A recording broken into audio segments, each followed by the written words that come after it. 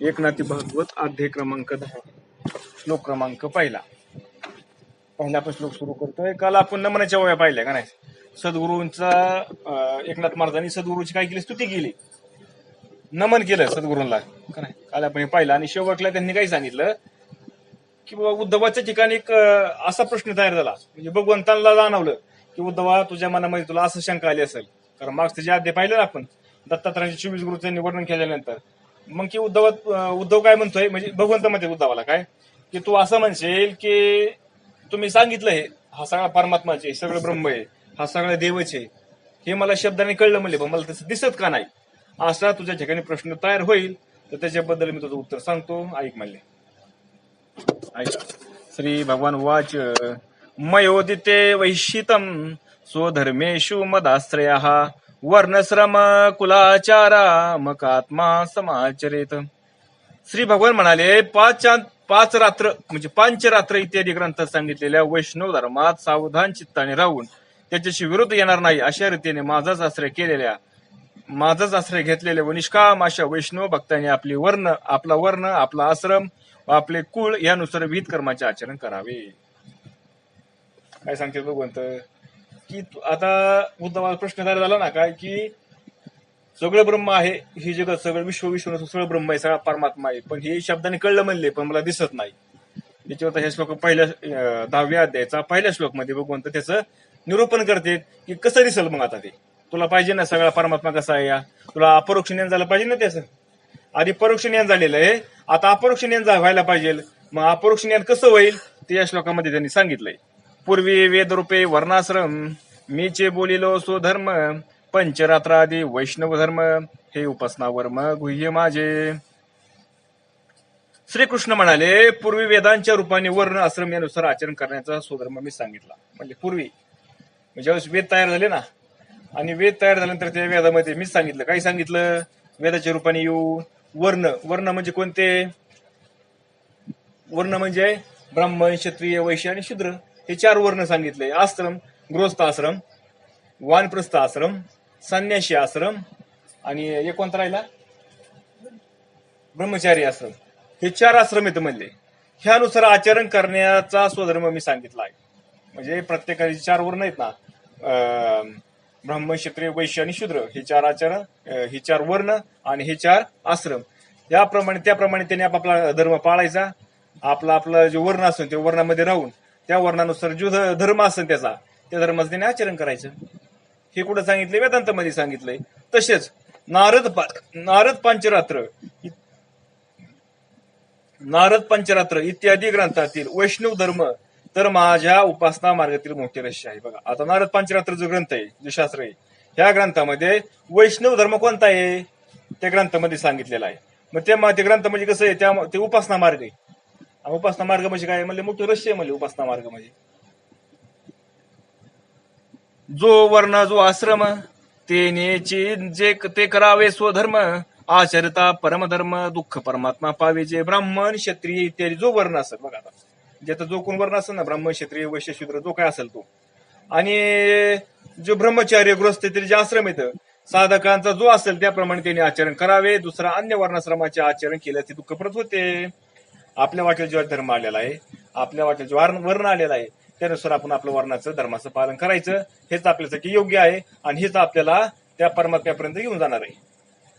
दुसऱ्याचा आश्रम आपण आचरण करायला जर गेलो तर ते आपल्याला दुःखदायक होईल, ते आपल्याला कष्टदायक होईल, ते आपल्याला सुख देणार नाही किंवा त्या परमात्म्याची आपल्याला प्राप्ती करून देणार नाही.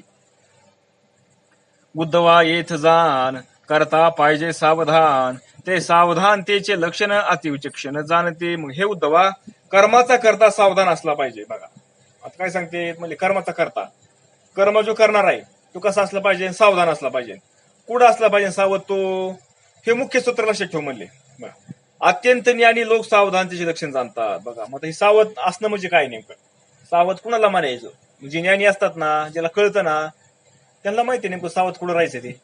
मग अशी कोणी तर सांगा बरं, अशी ज्ञानी असतात संत महात्मे हे ज्ञानी असतात आणि त्यांनाच माहिती सावध कुठं राहायचं, कसं राहायचं आणि का राहायचं ते. कर्म चतुर्वेद येथ नित्य आणि नैमित्य काम्य आणि प्रायश्चित्त जाणनिश्चित विभाग. कर्माचे 4 प्रकार सांगितले: नित्यकर्म, नैमित्तिक कर्म, काम्य कर्म आणि प्रायश्चित्तात्मक कर्म. असे कर्माचे किती प्रकार आहेत? 4 प्रकार आहेत कर्माचे.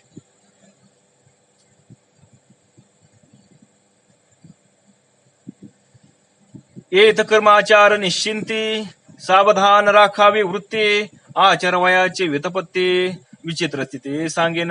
आता ह्या कर्माचे आचरण करण्यास वृत्ती सावध ठेवून कर्म कसे करावे बघा. आता हे जे 4 कर्माचे प्रकार सांगितले, नित्यकर्म, नैमित्तिक कर्म, काम्य कर्म आणि प्रायश्चित्त कर्म.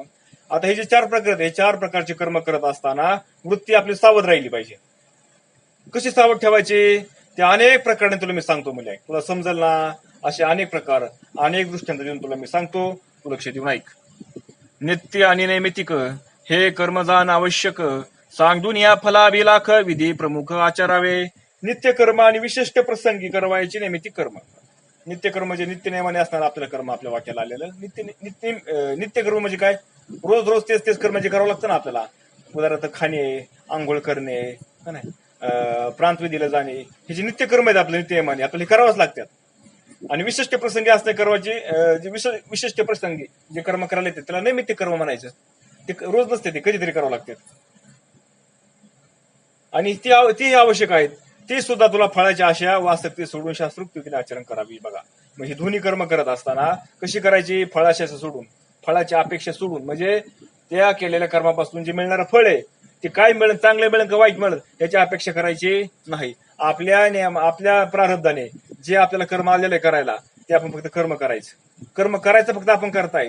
फळाची आपण अभिलाषा करायची नाही. असं जो करण आणि ते पण कसं केलं पाहिजे? शास्त्रोक्त विधीने, म्हणजे शास्त्राने जसं कर्म सांगितलं करायला तसं कर्म करायचं. तसं जर पाहिलं ना तर फार सोपं आहे, पण करायला गेलं ना फार अवघड आहे. व्यवस्थित साधू संतांच्या मुखातून श्रवण करायला केलं ना व्यवस्थित तर ते करायला सोपं जातं. आचरणाला थोडासा सुरुवातीला थोडासा ताप होतो, पण ज्याला अनुताप झालेला आहे ना त्याला काही ताप होत नाही अजिबात, त्याला ते योग्यच वाटतं. नित्यकर्म अधिक वाढे तै नैमित्ताचे अंग चढे, कामे उच्चंबळले विषय चाडे त्याचे पडे निषिद्ध. नित्यकर्म वाढू लागले की नैमित्तिक कर्म ही वाढते. नित्यकर्म वाढायला लागले की नैमित्तिक कर्म ही वाढते. इष्ट गोष्टी मिळाव्यास म्हणून सकाम सहितुक कर्म करण्याची प्रवृत्ती होते. बघा काय होतं, नित्यकर्म वाढायला लागलं की नैमित्तिक कर्मही वाढतं. आणि इष्ट गोष्टी मिळाव्या म्हणजे काय? एखादा आपल्याला वस्तू पाहिजे, अशा इष्ट गोष्टी ज्या आपल्याला आवडतात अशा गोष्टी मिळावा म्हणून सकाम सहितुक कर्म करण्याची प्रवृत्ती होते. म्हणजे काय? कर्म करायचं, पण त्या कर्मापासून केलेल्या कर्मापासून आपल्याला एखादं आमकं फळच पाहिजे, त्याच्यापासून एवढे पैसे मिळावा, मग त्या पैशातून आपण अमक्या अशी वस्तू आणावा, अशी सकाम वृत्तीने कर्म करण्याची प्रवृत्ती होती. म्हणजे इच्छा ठेवून, अपेक्षा ठेवून कर्म तर करावंच लागतं का नाही? प्रारब्धाने प्रत्येकाला कर्म वाक्याला आलेलंच आहे का नाही? प्रत्येकाला करावंच लागणार आहे. आणि कर्म केल्यानंतर त्याला फळही मिळणारच आहे. फक्त फळ काय मिळायचंय ना ते आपल्या हातामध्ये नाही. कर्म करायचं आपल्या हातामध्ये, पण त्याचं फळ काय मिळायचं ते आपल्या हातामध्ये नाही. ते कोणाच्या हातामध्ये? ते आपल्या प्रारब्धाच्या हातामध्ये. जसं आपलं प्रारब्ध असतं ना तसं आपल्याला त्याचं फळ मिळेल. पण आता काय होतं आपल्याला, पण प्रत्येकाला आशा वागते ना कर्म केल्यानंतर की बाबा मला असं फळ मिळावा, मला चांगलं फळ मिळावा, मला जे पाहिजे ना, मला जे गरजेचं आहे तेच फळ मला मिळावा, अशी आशा होते. म्हणून त्याला सकाम कर्म म्हणायचं. मग इच्छा ठेवून केलेलं कर्म. म्हणून माणूस काय होतं, चुकून निषिद्ध कर्म करतो. मग काय होतं, आता इच्छा ठेवून कर्म केलेलं असतं, पण कधी कधी काय होतं आपल्याला जी इच्छा वागते ना, जे फळ मिळायला पाहिजे ते फळ मिळत नाही. मग ते फळ न मिळाल्यामुळे तो काय करतो, मग ते फळ आपल्याला मिळालं पाहिजे, त्याला अशी अपेक्षा आहे म्हणून ते फळ मिळण्यासाठी तो काय करतो, ते सकाम जे शास्त्राचं विधी ना ते त्याला सोडू देतो आणि निषिद्ध कर्म करायला प्रवृत्त होतो. निषिद्ध कर्म म्हणजे शास्त्राने जे निषिद्ध सांगितले ना, जे करू नका ते कर्म करायला प्रवृत्त होतो. का पाहिजे ना आपल्याला? मग निषिद्ध कर्म म्हणजे काय? लोकांना लुबाडणे, त्यांना फसवणे, त्याच्याकडचं असणारा द्रव्य असन, धन असन, ते आपल्याकडे कसं येईल, ही निषिद्ध कर्माची सगळे लक्षणं. आणि आजकाल सगळं तेच चाललेलं आहे. सकाम कर्म आलं की त्याच्याकडे निषिद्ध कर्म त्याला हळूहळू मागे ना त्याच्या लगेच. म्हणून फलाभिलाषे विन नित्य नैमित्तिक जाण करावे का कृष्णार्पण अर्पती खोन जाणून. म्हणून फळाची आशा न ठेवता नित्य आणि नैमित्तिक कर्म करावी. बघा, म्हणून काय करावा साधकांनी, ज्याला त्या परमात्म्याची प्राप्ती करून घ्यायची ना, ज्याला असं वाटतं ना आपला जो भगवंत आपल्याला मिळावा, त्याने काय करावा, इच्छा फळाची आशा न ठेवता नित्य नैमित्तिक कर्म आपल्या वाक्यात आलेली कर्म आहेत ना ती करावी. आणि ते कृष्ण अर्पण करावे, आणि कर्म झाल्यानंतर कृष्णाला अर्पण करून टाकायचं, कृष्ण अर्पण म्हणून टाकायचं. आपल्याला सवय असावं प्रत्येक, एखादा कर्म झाला ना की कृष्ण अर्पण, काय एखादा आपण भोग भोगला ना की कृष्ण अर्पण. म्हणजे काय होतं, जरी फळाच्या अपेक्षा राहिल्या आपल्याला, तर ते कृष्ण अर्पण केलं की ते सगळं बघून अर्पण होऊन जातं केलेल्या कर्माचं. त्याचं फळ आपल्याला काय होत नाही, आपल्याला भोगायला ते येत नाही संचित म्हणून, ते बघून त्याला देऊन टाकलं ना आता. मग आता ते आपल्याकडे कसं आहे सांगा बरं. म्हणून काम्य कर्म आवश्यक त्याचा वेगा निशेष, जेविका वामिका जेविका वमेले वमक परतुनी लोक न पाहते, फलाशा धरून केलेले काम्य कर्म पूर्णपणे त्यागावे. बघा, जे फलाशा धरून केलेले जे काम्य कर्म असतं ना, त्याचा काय करावा, पूर्णपणे त्याग करावा. म्हणजे कर्म केल्यानंतर, काम्य कर्म आपण केल्यानंतर त्याच्या फळाची अपेक्षा करायची नाही. कशी करायची नाही, आता पुढे सांगितलं त्यांनी. काय त्यांनी सांगितलंय, जसं म्हणले, कुठे गेलं बोवी, जविका वमेले वमक. बघा, जसं काय उलटी झाली म्हणले, आणि उलटी झालेली परत कोण पाहतं का. चांगला पदार्थ खाल्लाय त्याला उलटी झाली, मग ते कोण पाहतं का, नाही पाहत. तसं म्हणले, त्या केलेल्या कर्माचा काय करावा, त्याग करावा. समूळ काम नेते तंडावे, त्याची कामे सर्व सोडावे, एरवी कर्म त्यागून संभवे, कामना जेवी राखता. इच्छा जेव्हा समूळ टाकली जाते तेव्हाच खरा काम्य कर्माचा त्याग घडतो. खरं काम्य कर्म कधी होतं, कर्म सोडून काम्य कर्म होत नाही. काम्य कर्म कधी होतं, त्या केलेल्या कर्माचं फळाच्या अपेक्षा सोडून दिली की मग काम्य कर्माचा काय होतो, त्याग घडतो. तोपर्यंत त्याग घडत नाही. का असं आहे, आता कामच करायचं, कर्मच नाही करायचं ते म्हणजे त्याग झाला. कर्म करून त्याग करता आला पाहिजे, तर ते कामाचं आहे आपल्या. कर्म सोडून काय होत नाही, त्याचा त्याग करता येणे शक्य नाही. कारण मनात इच्छा ठेवून खऱ्या अर्थाने कर्म त्याग घडत नसतो. जर मनामध्ये इच्छा ठेवली आपण एखाद्या केलेल्या कर्माच्या फळाची, तर मग त्याचा त्याग होत नाही. का, कारण त्याची इच्छा केली ना आपण जे कर्म केलं आणि त्याचं मोबदल्याची अपेक्षा केली ना, म्हणून त्याग होत नाही. आणि एखादी आपण कर्म केलं पण त्याची मोबदल्याची अपेक्षा नाही केली, मग ते आपल्याला बांधण्याला कारण होत नाही. ती व्यवहार आहे का नाही मला सांगा बरं. जसं आपण व्यवहारामध्ये एखादी गोष्ट देतो, त्याच्याबद्दल एखादी गोष्ट घेतो आपण, काय झालं, व्यवहार झाला. मी तुम्हाला गोष्टी दिली, तुम्ही मला काहीतरी दिलं, म्हणजे काय झालं, आपला व्यवहार झाला. आणि व्यवहार झाल्यामुळे काय झालं, मी तुम्हाला दिल्यामुळं तुम्ही मला द्यायला बंधनकारक झाला का नाही. तसं पण मी जर तुम्हाला दिली आणि तुम्ही जर मला नाही दिली, तुम्ही मला पण मी पण अपेक्षा नाही केली त्याची न देण्याची, तर त्याचं काय फळ मिळायची अपेक्षाच नाही ना, काय कारण येत नाही त्याची फळ मिळायचं. फळ मिळायचं म्हणजे कसं, तुम्ही मला काय द्यायचं म्हणून मी अपेक्षा केलेली नाही ना, मी अपेक्षा केलेली नाही तुम्ही मला काय द्यावं म्हणून, पण तरी पण तुम्ही मला दिलं काहीतरी, मग ती बंधनाला कारण होत नाही. आंतरी अनिवार कामना, भय विरक्ती दावी जना, ते सवया विटंबना त्याग विचक्षणा तो नव्हे. मनात अनिवार्य इच्छा असावी, मनामध्ये काय असावी, अनिवार्य इच्छा असावी. बाहेरून मात्र लोकांमध्ये विरक्तीचे सोंग करावे, हे त्यागाची केवळ विटंबना आहे. म्हणून हे चित्रोद्धवा, हे खरा त्याग नव्हे. बघा, त्याग म्हणजे काय करायचंय, आतमध्ये विषय बघायची इच्छा आहे, केलेल्या कर्माचे फळ बघायची इच्छा आहे, पण बाहेरून मात्र आव्हानायचा, मिले साधू आहे काय, मिले मोठा महात्मा आहे, आणि त्याग केल्यासारखं दाखवायचं. हे म्हणले ती त्यागाची विटंबना आहे, म्हणजे खरा त्याग नाही. तो काय नाही, खरा त्याग नाही. कामाचेनी अधिक मध्ये, कामाचेनी अधिक मंदे, कर्म निपजती निषिद्धे, समूळ कामाने चेनी छंदे, सर्व निषिद्धे मावळती. कामना वाढल्या म्हणजे निषिद्ध कर्म घडत जाते. कामना म्हणजे इच्छा वाढल्या ना, आणि ती इच्छा जर नाही पूर्ण व्हायला लागली ना, तो काय करतो, निषिद्ध कर्म करायला लागतो. कारण निषिद्ध कर्म केल्याशिवाय, निषिद्ध कर्म म्हणजे 2 नंबरचं काम. आपण काय म्हणतो आपल्या आजच्या व्यवहारामध्ये, 2 नंबरचं काम करायचं. 2 नंबर म्हणजे 2 नंबरने पैसा कमावायचा, 2 नंबरने धन कमावायचं, म्हणजे वाम मार्गाने जाऊन पैसे कमावायचे. का, कारण धर्माच्या मार्गाने जाऊन ती मिळत नाही, मग वाम मार्गाने जायचं, म्हणजे निषिद्ध कर्म झालं. आणि कामना ठेवल्याच नाहीत तर आपोआपच निषिद्ध कर्म घडत नाही. आणि इच्छाच नाही ठेवल्यावर मग कशाला कर्म घडत सांगा बरं. निषिद्ध कर्म घडणारच नाही ना इच्छा नाही ठेवल्यावर. त्याला असं पण काय तर काय पाहिजे नाही, तसं पण काय पाहिजे नाही, मग तू वाईट कर्म करेल कशाला, चांगलंच करेल तू. अथवा देखताचे निषिद्ध दिठी, जो हरिनामे गरजत उठी, निषिद्ध पळे बारा वाटी, प्रायश्चित्त कोटी हरिनामे. निषिद्ध कर्म पुढे येतात, जी हरिनाम घेतो त्याचे निषिद्ध कर्म लगेच नष्ट होते. बघा, एखादं निषिद्ध कर्म करायला पुढं मनात जरी आलं त्याच्या, की आपण एखादं वाईट कर्म करावा असं जरी आलं, पण हरिनाम त्या ठिकाणी चालू असताना ते लगेच पळून जातं, तिथं राहत नाही निषिद्ध कर्म. कारण हरिनामात कोटी कोटी प्रायश्चित्ताचे सामर्थ्य आहे. हरिनामामध्ये काय, कोटी कोटी प्रायश्चित्ताचं सामर्थ्य आहे, एवढं एवढं पॉवरफुल आहे नाम. म्हणून जे येत हरिनामाचे उमाळे, ते येत निषिद्ध तात्काळ जळे. निषिद्धा भक्त आदळे, भक्ता जवळे ते नये. म्हणून ज्या ठिकाणी हरिनाम घेतात, हरिनाम घेणारा जो मनुष्य आहे त्याला प्रेमाचे भरते येते. बघा, जो हरिनाम घेणार आहे ना त्याला काय येतं? प्रेमाचं भरते येतं. तिथे निषिद्ध कर्म भस्म होते. कारण जो हरिनाम घेणार आहे त्या नामाबद्दल त्याला प्रेम तयार होतं, त्या भगवंताबद्दल त्याला प्रेम तयार होतं, आणि त्यामुळे त्याला काय होतं? प्रेमाचं भरत आल्यामुळे निषिद्ध कर्म करू शकेल का? तो करणारच नाही. निषिद्ध कर्म भक्तालाच भागते, हरिभक्ताच्या हातून ते घडत नाही. बघा, म्हणून ज्या भक्त असतो ना, जो भगवंताचा भक्त नसतो, जे कधी हरिनाम घेत नाही, निषिद्ध कर्म मात्र त्याला बांधत. आणि जो भक्त असतो ना त्याला मात्र ते काय करत नाही, त्याच्या हातून कर्म घडत नाही, निषिद्ध कर्म. मला सांगा बरं, तुकाराम महाराजांनी लज हाणलं तर तुकाराम महाराज परत मागरे हाणू शकत नव्हते का? पण त्यांच्या चित्तामध्ये आलंच तर आपण त्याला हाणावं, मामाजी बाला काय त्यांचं नाव, मामाजीला हाणावं म्हणून. का आलं नाही? कारण त्यांच्या ठिकाणी हरिनाम आहे, त्यांच्या ठिकाणी प्रेम आहे, त्यांच्या ठिकाणी भाव आहे. मग त्या ठिकाणी त्याला ते त्यांच्या चित्तामध्ये तशी येणार तयारच होणार नाही काय आपण त्याला परत मारा, उलट मार करावा म्हणून. तसं असतं बघा.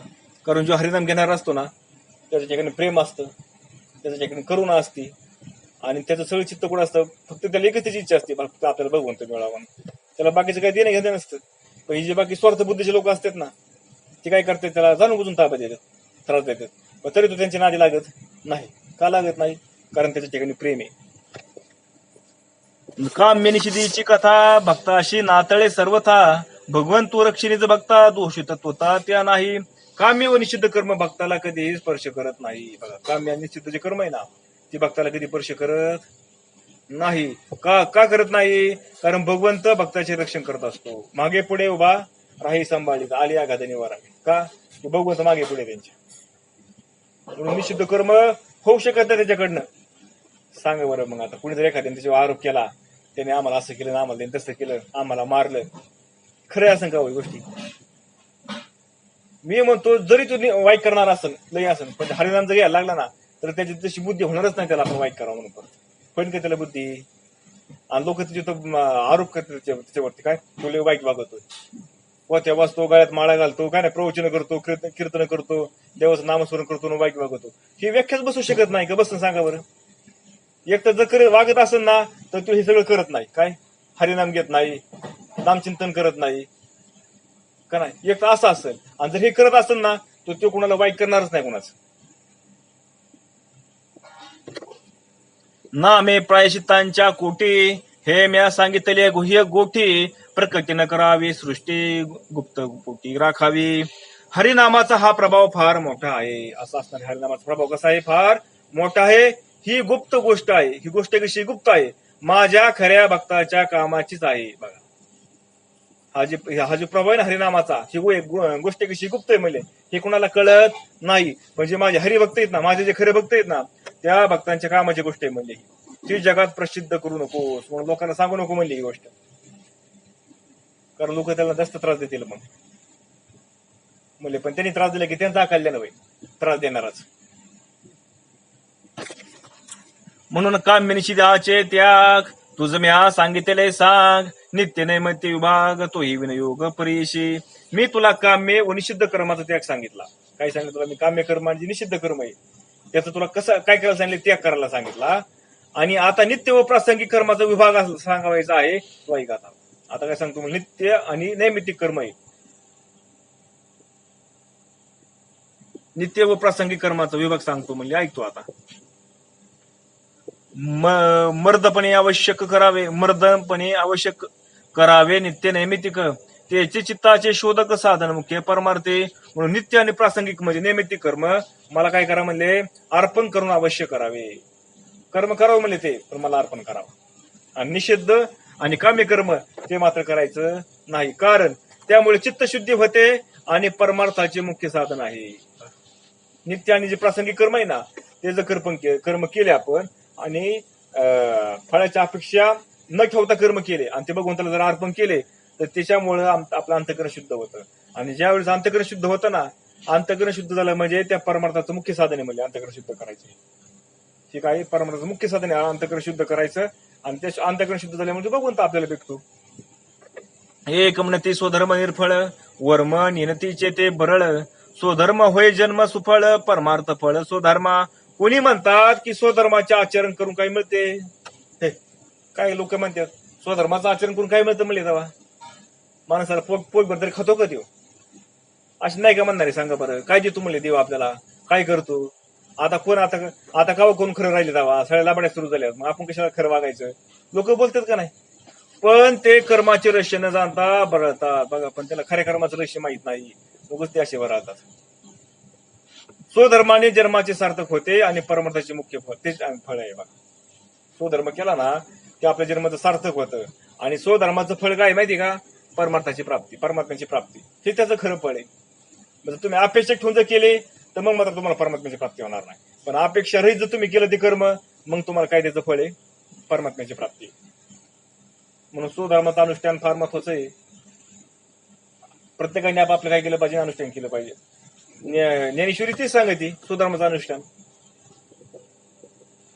की डाळ झाडावाया दृष्टी, रज देऊनी पाठी पोटे, सुवर्ण घाली ती पुटे, झळकत उठे निज तेजे, सोन्यातील हिनकच धातू काढून टाकण्यासाठी भोवती एका द्रव्याचं लेप लावून आणि तिचं मुशीत घालतात, म्हणजे ते मूळ तेजाने झळकू लागते बघा. सोन्यातील काय करायचं, हिनकच धातू काढायचा आहे.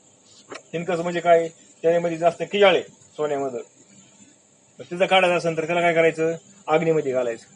अग्नीमध्ये घातलं की त्याला एक द्रव्याचं लेप लावायचं आणि मग अग्नीमध्ये घालायचं, मुशीमध्ये घालायचं.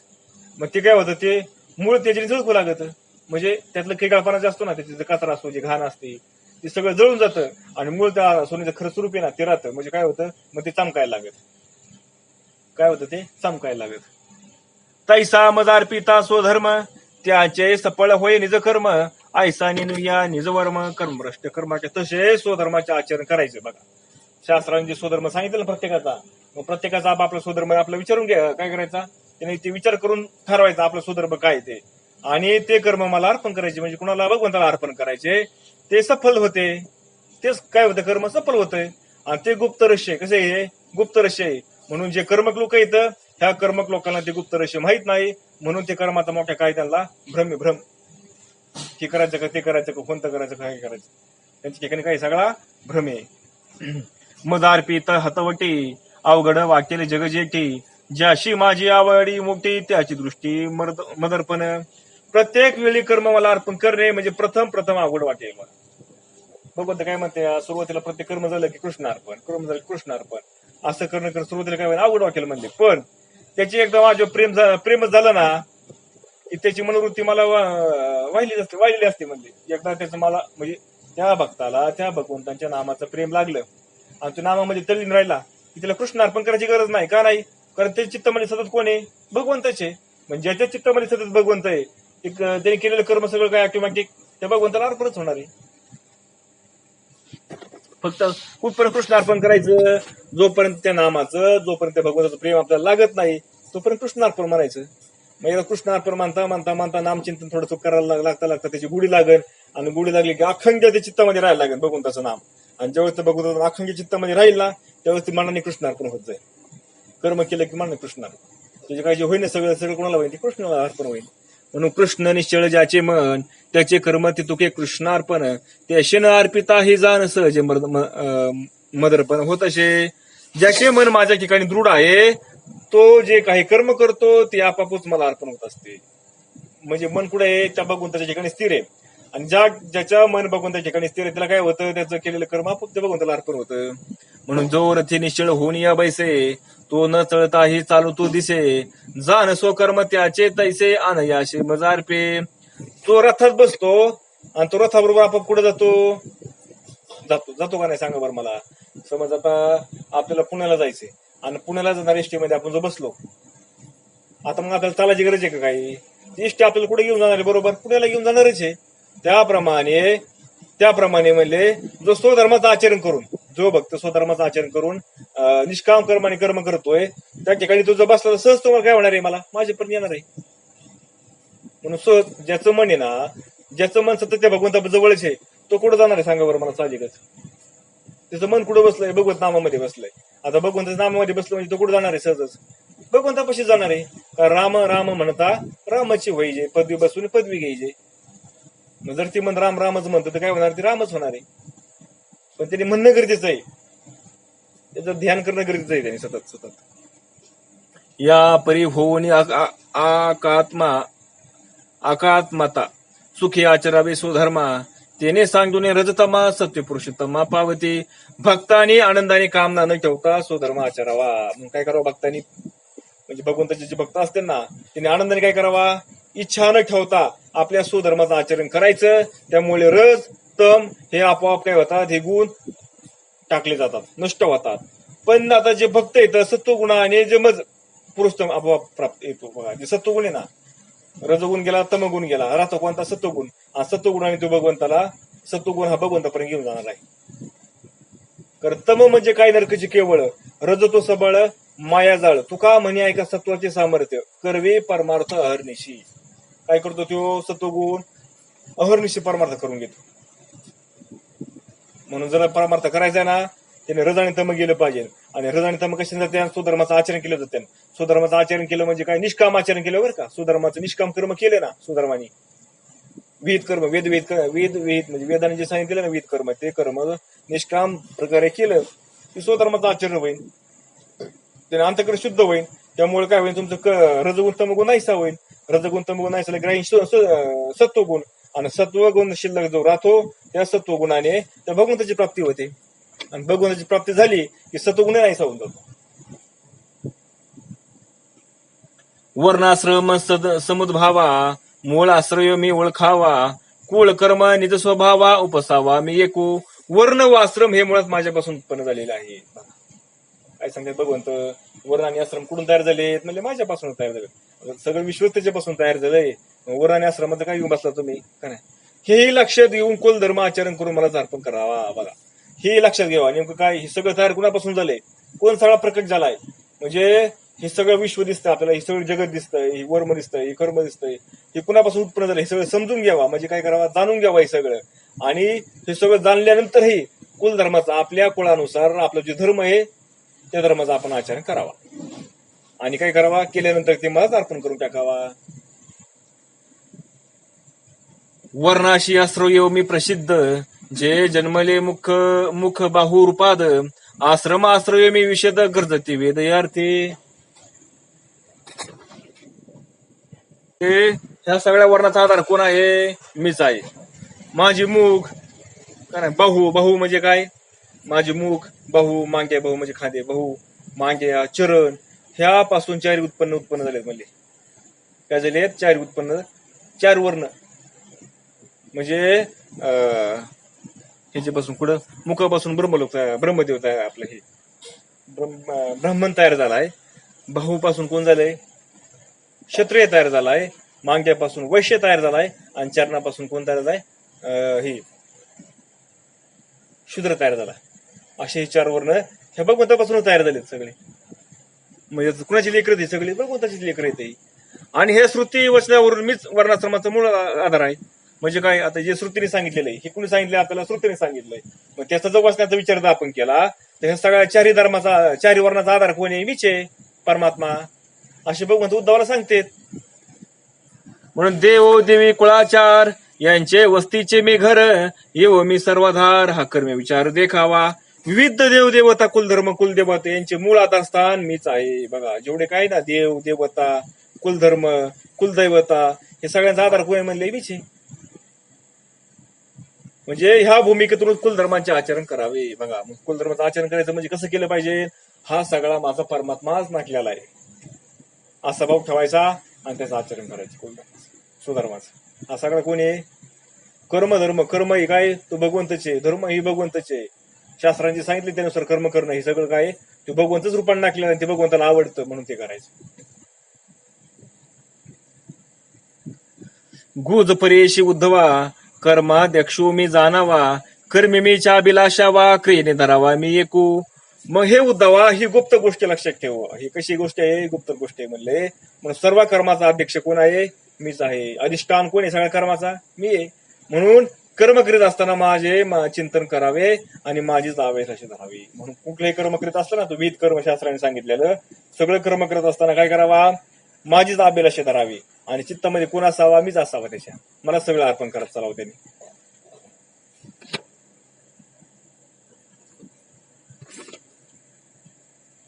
ये व कर्म आदि मध्य अंती मी अविनाशु धरिता चित्ते, ते कर्मचे निष्कर्म होते जाणणे चित्ते उद्धव. म्हणून अशा रीतीने कर्माच्या सुरुवातीस कर्म करता करता बघा, अशा रीतीने जो कर्माची सुरुवात करतो ना, आणि कर्म करता करता तो कर्म संपल्यावरही अविनाशी असे माझे चिंतन केले तर निश्चित निष्कर्म स्थितीत येतात बघा. अशा प्रकारे त्यांनी कर्माचा काय केलं, सुरुवात केली. आता आपण ऐकलं ना सगळं त्या पद्धतीने. कशी केली सुरुवात, निष्काम कर्म करायला, वेदांनी सांगितलं वेदविहित कर्म आचरण करायला सुरुवात केली. आपापले सुधर्मानुसार त्यांनी कर्माची सुरुवात केली आणि हे कर्म करता करता भगवंताचं चिंतन, भगवंताचं मनन करत राहिला, ध्यान करत राहिला. आणि त्यांनी काय झालं, त्याचं चित्त शुद्ध झालं. चित्त शुद्ध झाल्यामुळे तो निष्कर्म कर्म होता निष्कर्माच्या स्थितीपर्यंत येऊन पोहोचले म्हणले. आणि विषयत विशुद्धात्मा देहीनाम विषयात्मनाम गुणेषु तत्वध्यानेने सर्वरंभ विपर्ययम. स्वधर्माच्या आचरणाने ज्याचे चित्त शुद्ध झाले आहे त्याने असे पाहावे की सामान्य विषयासक्त मनुष्य विषय सत्य मानून जे कर्म करतो त्याचे फळ न टिकणारे असते बघा. स्वधर्माच्या आचरणाने ज्याचे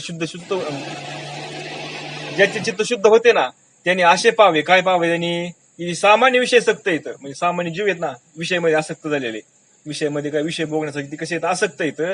असे जे मनुष्य येतं ते विषय सत्य मानतात, त्याला विषयच खरे वागतात आणि म्हणून काय करतात, ते विषय सत्य मानून ते विषय आपल्याला मिळावा बघायला म्हणून ते कर्म करतात आणि त्यांचे फळ कसे असते, ते न टिकणारे असते. ह्या श्लोक क्रमांक 2 श्लोकाचा सरळ अर्थ पाहिला. या परी स्वधर्म जाण ज्याचे विशुद्धांतकरण ते विषय उदासीन हे ओळखण तयाचे. अशा प्रकारे आपले विहित कर्म करणाऱ्या आणि याचे मन शुद्ध होते आणि मन शुद्ध झाले की त्या विषयाचा भोग घेण्यासंबंधी उदासीन असतात. मन शुद्ध झालं ना, अंतःकरण निर्मळ झालं आणि अंतःकरण निर्मळ झाल्यावर त्याला विषयाचं भोग भोग वाटत नाही. त्याच्या ठिकाणी विरक्ती आलेली असते, त्याच्या ठिकाणी वैराग्य आलेलं असतं. म्हणून त्या उदासीनपणावरूनच आपण त्यांना ओळखू शकतो बघा. म्हणजे उदासीन झालेत ना, मग आपण त्याला कसं ओळखायचं की जे ज्यांच्या ठिकाणी वैराग्य आहे, ज्यांच्या ठिकाणी विरक्ती, ज्यांना विषय भोगण्याची इच्छा नाही, म्हणजे आज असं अट्टहासाने की मला हा आमचा विषय भोगायला मिळालाच पाहिजे असं जे उदास येतं त्याच्यावर ओळखायचं आपण त्या लक्षणावरून. ते कसे येतं, त्या मार्गाने चाललेले बरोबर आहेत. म्हणून तयाशी विषयांची आस्था नाही नाही गा सर्वथा परी सर्वार्थ विपरीतता विषयासक्तता देखते. त्यांची प्रीती विषयावर मुळीच नसते, त्याला विषय कधी आवडत नाहीत. आणि पण संसारी लोक सर्व कर्मे भूमिकेच्या उलय अशा आसक्तीने पाहतात. पण जे संसारी लोक असतात ते काय करतात, हा काय करतो, तेच कर्म करतो पण फळाच्या अपेक्षा ठेवून कर्म करतो. त्याला फळ भोगायला मिळावं म्हणून त्याला अपेक्षा नसती, विषय भोगायला मिळावं म्हणून त्याला अपेक्षा नसती. म्हणजे सामान्य जीव काय करतो, तो पण तसंच कर्म करतो पण फळाच्या अपेक्षा ठेवून कर्म करतो, विषय भोगायला मिळावं म्हणून कर्म करतो. भरली मृगजळाची तळी तेने न पिकती साळी केळी तैशी विषयी बुद्धी जवळे सो सुख फळी फळेना समजा. मृगजळाने मोठमोठी तळी भरली. आता मोठमोठी तळी सगळी तयार केलेली आणि मृगजळाचं पाणी आलं ती तळी भरली आणि काही पाण्याने भाताचे शीत पिकले. जसं आपलं खूप चिंचणीचं तळे आहे, परत आपलं हे कुठलं हे तळ आहेत ना, ह्या तळ्यावरून कॅनेल जात ना, कॅनेल शेतकऱ्यांच्या शेतामधून. ह्या शेतात त्या पाण्याने काय झालं, असं त्या शेताने त्या तळ्यामधून ते कॅनेलने पाणी आलं आणि त्या कॅनेलचं पाणी शेतामध्ये गेलं आणि त्या शेतातल्या पाण्याने पिकं पिकली. असं जर झालं, शेत पिकत असं जर झालं तर मग असं म्हणावं लागेल. पण असं होतं का कधी, मृगजळाचे पाणी कधी होतं का, होत नाही किंवा ते मिळतही नाही. अगदी तशीच विषयासक्ती असली तरी सोनंदरूपी फळ मिळत नाही. जरी विषयाची आसक्ती असेल ना तरी सोनंदरूपी फळ, खरं सगळ्यात श्रेष्ठ फळ कोणतं, स्वानंदाचा सच्चिदानंद स्वरूप प्राप्त करून घेणं, स्वानंद प्राप्त करून आपलाच असणारा आनंद आपण प्राप्त करून घेणं सगळ्यात हे श्रेष्ठ फळ आहे. पण ते फळ कसं प्राप्त होतं, आपल्याला निष्काम सेवेने निष्काम कर्माने प्राप्त होतं. पण ज्याची आसक्ती असते त्याला ते मात्र ते मिळत नाही. म्हणून पा विषयासक्त कर्मारंभी संकल्प करीत आयु कामार्थ शेमर्थ धनधान्यार्थ समृद्धी विषयासक्त लोकांकडे पाहिले तर असे दिसते की कर्माच्या आरंभीच ते धन धान्य समृद्धीसाठी संकल्प करतात. जे विषय लोक आहेत ती काय करतात, जी विषयाची आसक्ती त्यांच्या ठिकाणी त्यांनी लोकांकडे जर पाहिलं तर त्यांना काय दिसतं, कर्माच्या आरंभी धन धान्य समृद्धीसाठी संकल्प करतात. ते आम्हाला धन मिळावा, धान्य मिळावा, आमची समृद्धी व्हावा, आमचं काय व्हावा, आमचं कल्याण व्हावं, आम्हाला सुख मिळावा, ते सगळ्यांचा संकल्प असतो.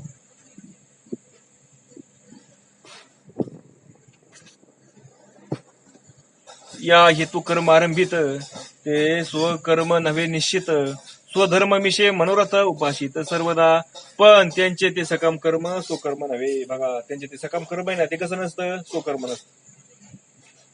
म्हणजे ते तुम्हाला कधीच ते फळ प्राप्त देत नाही, कारण त्यांनी इच्छा ठेवलेली ना ती मिळवा म्हणून. मग त्यांनी ते कर्म केल्यानंतर त्याला ती इच्छा त्यांची पूर्ण होती, म्हणून त्या कर्माने तुम्हाला त्या परमात्म्याची प्राप्ती होत नाही. स्वधर्म मानलेल्या कर्माच्या निमित्ताने ते आपल्या मनोरथाची उपासना करत असतात. बघा, स्वधर्म त्यांनी मनाने मानलेला असतो, आपण जे करतोय ना ते स्वधर्म आहे, आणि त्याच कर्माच्या निमित्ताने ते काय करतात, मनोरथांची इच्छा पूर्ण करतात. म्हणजे त्यांच्या मनाला जे जे विषय भोगावे वागतात ना ते विषय भोगावाला त्या भोगांची ती उपासना करतात, म्हणजे प्रयत्न करतात ती मिळण्यासाठी.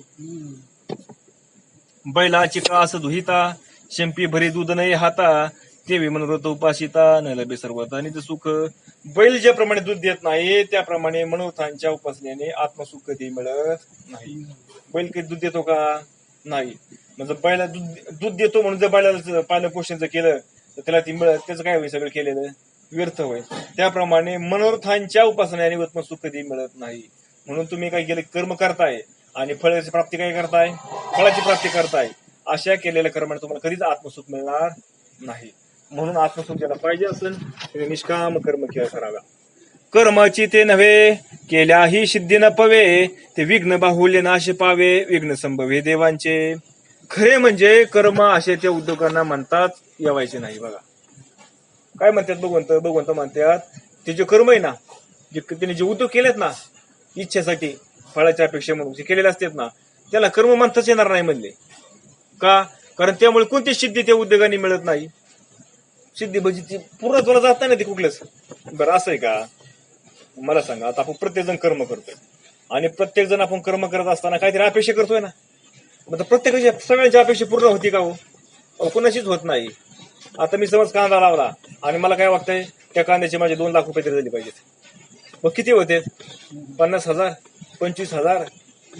म्हणजे इच्छा जे आपण केली होती ती मिळाली का, आपली पूर्ण होती का, नाही होत, पूर्णाचीच होत नाही. म्हणून त्या दैवी इत्यादी विघ्न येऊन त्या कर्माचा नाश होऊ शकतो. बघा त्याच्यामध्ये काय होऊ शकतं, मग कांदा लावलाय, कांदा मग काय झाला, पाऊस झाला, म्हणजे पाऊस गारपीट झाली, सगळा कांदा व्हायला गेला, सडून गेला कांदा मध्ये सगळा. किंवा काय होतंय, कांदा चांगला आलाय पण त्याला कांद्याला बाजारच नाही, काही विघ्न येऊ शकते ना दैवयोगाने. मग त्यामुळे आपली इच्छा पूर्ण होती का, आपण करतो बस, कांदा लावलाय आपण कशासाठी लावलाय, कांदा आपल्या इच्छा पूर्ण व्हावं म्हणून आपण तिथे काय केलेलं आहे, बाबा एवढे माझे पैसे व्हावा, पण होतेत का, होत नाही. तसं विषय सेवणी आहे सुख, या बुद्धी शिनशिनवणी मूर्ख, पावले परम दुःखे दुःख मुख्य याज्ञिक घालूनी. विषय सेवनात सुख आहे ह्या कल्पनेने मुख्य यज्ञ कर्माला आरंभ करून आज्ञ लोक अत्यंत कष्ट सोसून अतिशय दुःख होतात. बघा, जे आता जे विषयामध्ये सुख मानतात ना, आणि विषयामध्ये जी सुख मानणार आहे ती जी कल्पना आहे, हे कर्म करण्याची जी कल्पना आहे, ती कल्पना म्हणजेच काय, ते यज्ञ कर्माला म्हणजे ते जे कर्म आहे त्या कर्माला आरंभ करून जे आज्ञानी लोक काय होतात, कष्ट सोसत बसतात आणि दुःखी होतात. मला सांगा ना, मग आता ही रात्रंदिवस प्रत्येकाचं कर्म चालू आहे, काहीतरी त्यांचं फळाची अपेक्षा आहे ना, आणि शेवटी मिळतं का, नाही मिळत. म्हणजे इकडून ते कर्म करतानाही कष्ट येतं, अपेक्षा केलेली असते मनाने, ते मानसिक ताण पण झाला का, कारण ते फळ मिळालं नाही त्यामुळे ते दुःख भोगायला लागले. पण हेच कर्म जर एखाद्याने निष्काम पद्धतीने केलं असतं, बा फळाच्या अपेक्षा सोडून जर केलं असतं, त्याला काय, त्याचे उद्या नाही पैसे झाले त्याला काय फरक पडला असता बरं, त्याने अपेक्षाच केलेलं नाही ना, म्हणून ते दुःखी होईल का, होणारच नाही. आणि मग सहज काय म्हणतो, त्याचं अंतःकरण शुद्धी होईल, चित्त शुद्धी होईल आणि त्या भगवंताला प्राप्त करून घेईल. म्हणून वेदत्रय जाणून चपळ, यज्ञ कर्मी अति कुशळ, वांछिता स्वर्गादी फळ पतन केवळ अधोमुख. तिन्ही वेद जाणलेले हुशार लोक यज्ञ कर्मात अतिशय निशांत असतात. बघा, म्हणजे ज्यांनी तिन्ही वेदांचा अभ्यास केलेला आहे, जे असे हुशार असतात ते जे हा कर्म आहे, जे यज्ञ कर्म आहे, ह्या कर्मामध्ये कसे ते निशांत म्हणजे बरोबर ते करणार. म्हणून स्वर्गातील सुखाची इच्छा करतात, पण ते सुख टिकणार नसतात. पण काय करतात ते, त्यांना माहिती आहे, जे तिन्ही वेदांचा जे अभ्यास करतात त्याच्यामध्ये कोणतं कर्म कसं करायचं, काय करायचं, मग ज्यांनी यज्ञ करायचा, सगळं बरोबर करणार. पण त्यांची अपेक्षा काय असते माहिती का, ह्या लोकातली सुख मिळावं म्हणून नाही, ह्या लोकातली भोग मिळावं म्हणून नाही, त्यांना काय असतं, स्वर्गलोक मिळावं म्हणून त्यांची अपेक्षा असते. काही लोक जे कर्म करतात ना, ह्या लोकातले विषयाचे भोग भोगायला मिळावा म्हणून अपेक्षा करतात. आणि काही जे कर्म करतात ना, ते स्वर्गातले भोग भोगायला मिळावं म्हणून इच्छा करतात. मग आता ह्या लोकातले जे भोग येतं मृत्यू लोकातले, ते भोग भोगायला मिळावं म्हणून जे त्यांनी कर्म केलं, त्या शेवटी त्यांना काय मिळालं, दुःखच मिळालं. आपण हे पाहिलं. आता जे स्वर्गातले भोग भोगायला मिळावं म्हणून इच्छा कर्म करतात ना, त्यांना पण शेवटी काय मिळतं म्हणले, दुःखच मिळतं म्हणले. काय मिळतं, मग त्या पुण्याच्या बळावर, त्यांनी केलेल्या कर्माच्या बळावर ते स्वर्गामध्ये जातात. आणि जोपर्यंत त्यांचं पुण्य शिल्लक आहे तोपर्यंत काय होतं, आता त्यांनी वेदाचा अभ्यास केलेला असता. मग विहित कर्म कोणतं, निषिद्ध कर्म कोणतं, मग निषिद्ध कर्म त्यांनी त्याग केला, शास्त्राने सांगितलं विहित कर्म त्यांनी केलं, त्यामुळे त्यांच्या ठिकाणी पुण्याची वाढ झाली. आणि पुण्याची वाढ झाल्यामुळे त्यांनी अपेक्षा कशाची केली, स्वर्गाची अपेक्षा केली. आणि स्वर्गाची अपेक्षा केल्यामध्ये ते पुण्याचं फळ बघायला कुठे गेले, स्वर्गात गेले. आणि स्वर्गात गेल्यानंतर जोपर्यंत पुण्याचं साठ आहे तोपर्यंत काय केलं त्यांनी, ते फळ भोगली, तोपर्यंत त्यांनी ती सुख भोगलं. पण ते काय होतं, ते चिरकाल टिकणार आहे का, नाही. ते पुण्य संपलं की तिथून जे निघाला स्वर्गामधून परत मृत्यू लोकांमध्ये आला. म्हणजे शेवटी काय झाला, त्याचा आधापातच झाला का नाही. जेवढं केलं ते कष्ट सगळं व्हायलाच गेलं, शेवटी इथं जेव्हा लागलं ना त्याला. ते बघून सांगतात आपल्याला, त्याचा आधापात होतो म्हणजे असा. या ईशिनी विवेक निपुण दृष्टी, जो स्वर्गो नेगे तृणासाठी, वर गे लागे त्या पाठी, उठा उठी घर रे गे. म्हणले पण विवेकाने ज्याला दूरदृष्टी लाभलेली आहे ते स्वर्गाधिक सुखे कपदार्थ मानतात. बघा, ज्याला विवेकाने काय झालेली दूरदृष्टी लाभलेली नाही, सद्गुरूच्या कृपेने ज्याला विवेक तयार झालेला आहे, शास्त्राचा अभ्यास त्यांनी केलाय, त्याला विवेक तयार झालाय, तो काय करतो, हे स्वर्गातले जे सुख आहेत ना, हे जे पदार्थ आहेत ना, ते दुःखपद मानतो. दुःखपद हे त्याला सुख मानतच नाही. ते स्वर्गातल्या पदार्थांना, स्वर्गातल्या भोगांना ते सुख मानत नाहीत. वैराग्य त्यांच्या ठिकाणी आपोआप उत्पन्न होते. आणि जे असे मानतात ना, सुखच मानत नाही, एक परमात्मा प्राप्त म्हणजे निष्काम, स्वर्गही नको तुमचा आणि हे लोकांतले भोगही नको, अशी ज्याची इच्छा असते ना, त्याचा अंतःकर आपोआप शुद्ध होते, त्याला आपोआप विरक्ती तयार होती त्याला. आणि त्याच्या घरी स्वतःहून नांदते. कोण, विरक्ती, वैराग्य. कोणाच्या घरी नांदते, ज्याने असं कर्म केले, ज्याला स्वर्गाचा पण भोग नकोय आणि ह्या मृत्यू लोकातलाही भोग नकोय. त्याला फक्त कोण पाहिजे, काय भगवंत पण पाहिजे असं काही नसतं. फक्त शास्त्राने सांगितलं ना करून करायचं, फक्त विहित कर्म. असं जो करतो ना, हे सगळ्या गोष्टी त्याच्यापेक्षा आपोआप यायला लागत. एवढं सोपं नाही, ह्याला एका जन्माचं काम नाही, अनेक जन्मापासून तो काय करणार, हे तप आहे एक प्रकारचं. बघा, हे तप करत आलेला असतो, लगेच गोष्टी साध्य होत नसते त्या. तो वैराग्याचे माहेरे, विश्रांतीचे विसवते घर, तो नररूपी साचार विवेक साकार पै झाला. असे लोकच खरे वैराग्याचे माहेरघर असतात. बघा, आणि अशा पद्धतीने जर वैराग्य आलेलं असतं ना, हेच खरं त्यांच्या ठिकाणचं असणार वैराग्य आहे. हेच खरं त्यांचं विश्रांतीचा म्हणजे वैराग्याचं विश्रांतीचं स्थान आहे. म्हणून ते स्वस्त त्यांना सहज काय मिळतं, सहज मिळतं त्यांना ते. आणि त्यांच्या ठिकाणी विवेक मूर्तिमंत व्यक्त झालेला असतो. बघा, आणि ज्या ठिकाणी वैराग्य असतं ना, त्या ठिकाणी मूर्तिमंत विवेक त्या ठिकाणी राहत असतो. ज्या ठिकाणी वैराग्य असतं ना, त्या ठिकाणी मूर्तिमंत विवेक राहत असतो. आणि ज्या ठिकाणी विवेक असतो ना, तो कधी दुःखी नसतो, त्याला स्वतःच्या स्वरूपाचा सतत त्याला आनंद मिळत असतो. काय भारी सांगितलं बा, स्टेप बाय स्टेप. ऐसेनी विवेक दृष्टी, स्वर्गादे विषय मिथ्या सृष्टी, ते मिथ्यात्वाची गोटे एक जगजिटी उद्धवा. म्हणून हे जगन्मान्य उद्धवा, या दृष्टीने पाहिले असता स्वर्ग भोग आदी मिथ्या आहेत असे समजून येते. आणि ते कसे मिथ्या आहे ते तुला मी सांगतो. म्हणून हे उद्धवा, भगवंत सांगते उद्धवाला, म्हणजे हे उद्धवा, आता तुला मी जे सांगितलं आतापर्यंत या पद्धतीने जर विचार केला, हे जगमान्य असताना हे उद्धवा, या दृष्टीने जर पाहिलं तर स्वर्ग भोग बरं का, मृत्यूलोकातले भोग हे सगळे कसे येतं, मिथ्या आहेत, हे आपल्याला समजून येतं. आणि कसे मिथ्या आहेत ते तुला मी सांगतो. ते आपण आता उद्या बघू. पुंडलिका वरदारी विठ्ठल.